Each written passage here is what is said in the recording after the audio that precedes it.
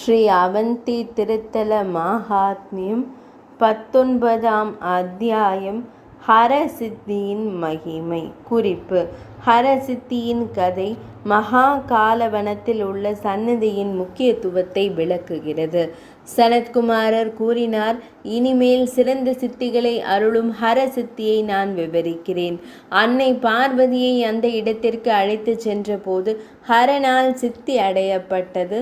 சண்ட மற்றும் பிரசண்ட என்ற 2 சக்தி வாய்ந்த தானவர்கள் இருந்தனர். முழு ஸ்வர்க்கத்தையும் அழித்த பின்னர் அவர்கள் கைலாய மலையை அடைந்தனர்.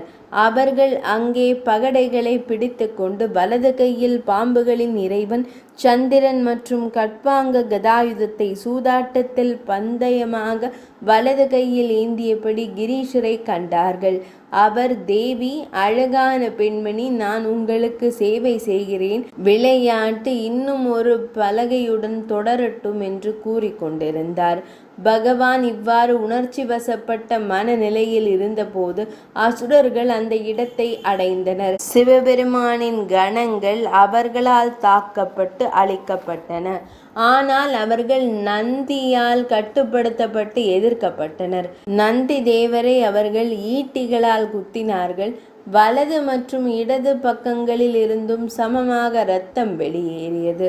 சிலாதரின் மைந்தன் நந்தியை தாக்குவதை கண்டதும் அந்த தேவி ஹரனால் தியானம் செய்யப்பட்டாள்.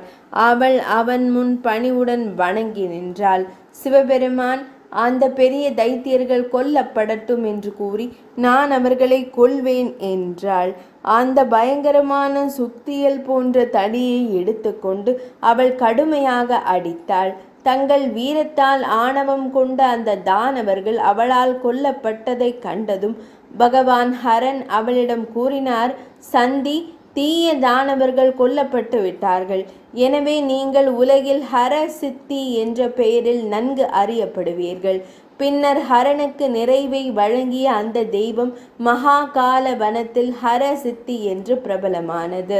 ஆழ்ந்த பக்தியுடன் ஹரசித்தியை தரிசிக்கும் ஒரு சிறந்த மனிதர் நித்திய இன்பத்தை அடைகிறார். மரணத்தின் போது அவர் சிவபுரத்திற்கு செல்கிறார். நித்தியமான பெரிய தெய்வமான வியோமன் ஆகாயம் வடிவத்தில் உள்ள ஆதிகால சித்தியை தரிசிப்பவர், ஹரசித்தி தேவியை காண்பவர் விரும்பிய பலனை பெறுகிறார்.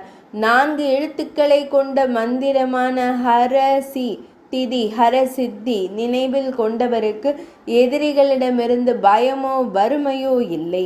மகா நவமி நாளில் ஹரசித்தியை வழிபட்டு எருமையை காணிக்கையாக வழங்கும் ஒரு மனிதன் பூமியில் அரசனாவான். நவமி நாளில் போற்றப்படும் ஹரனின் அன்புக்குரிய ஹரசித்தி தேவி மனிதர்களிடம் எப்போதும் மகிழ்ச்சி அடைந்து அவர்களுக்கு அனபம உயர்ந்த நன்மையை வழங்குகிறாள். அவள் தகுதியானவள். அவள் எல்லா இடங்களிலும் மகிழ்ச்சியை அளிப்பவள். நினைவு கூறப்பட்டு போற்றப்பட்டு பார்வையிடப்படும் போது அவள் செல்வம், மகன்கள் மற்றும் மகிழ்ச்சியை வழங்குகிறார். வியாசமா முனிவரே, மகா நவமி நாளில் கொல்லப்படும் அந்த எருமைகள் போன்றவை சொர்க்கத்தை அடைகின்றன. படுகொலை செய்பவர்களுக்கு எந்த பாவமும் இல்லை. 19ஆம் அத்தியாயம் இனிதே நிறைவடைந்தது.